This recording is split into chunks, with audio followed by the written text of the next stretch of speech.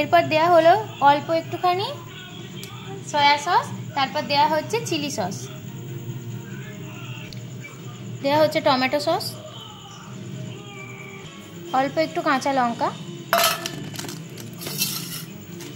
এবার মাখিয়ে নেওয়া হবে ভালো করে।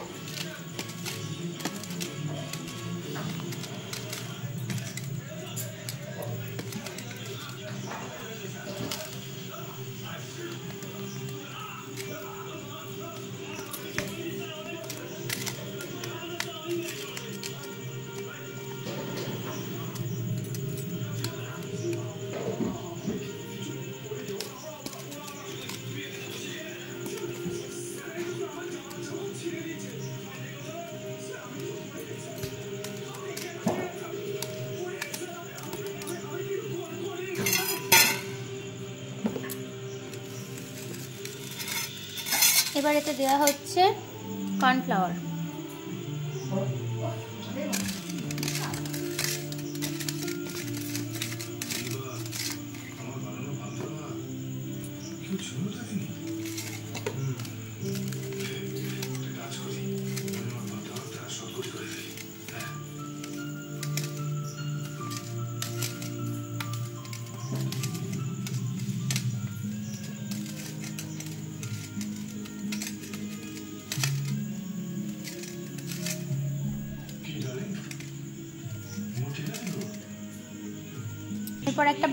এরপর একটি বাটিতে নিয়ে নেব অল্প একটু কর্নফ্লাওয়ার, তাতে দিয়ে দিচ্ছি অল্প করে বেসন,